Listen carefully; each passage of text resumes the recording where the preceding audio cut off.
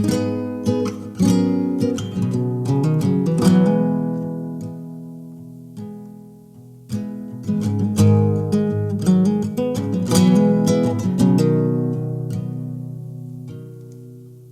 there, my name's Steve, and you're sitting in my 1989 Ford E250 Conversion van. Yeah, let me take you for a tour.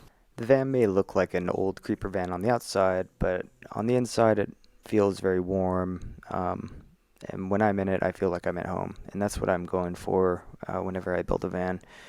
The van has windows that you can remove or put back in for privacy, and it has a full-size bed. The Conversion has two Renogy 100-watt monocrystalline panels up top.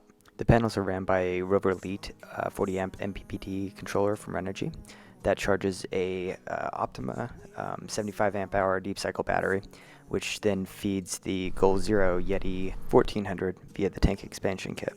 The van features a Dometic CFX 40, which is controllable by Wi-Fi and has ample space for about 5 days worth of food for me. The van has a clear and gray tank, both with 7-gallon capacity, and the gray tank can be emptied at any RV dump station via a 1.5 diameter hose. Dump and fill ports are on the driver's side. The van has been insulated with 2 inches of spray foam and features a max air fan for ventilation. There's also a small digital safe for valuables. Open up the back of the van and you'll find the spare tire and extra storage. There's plenty of storage in this van. There's 2 very large drawers that I built for food, one for office supplies, and then 2 for clothing beneath the bed. They're very long drawers and have compartments.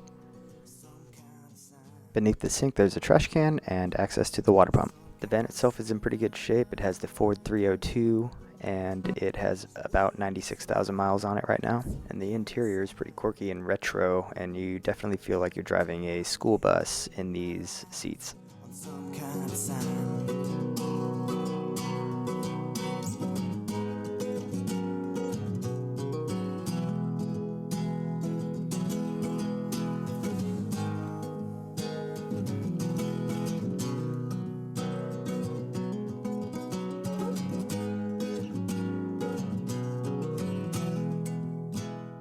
Oh yeah, and who could forget the sweet LEDs?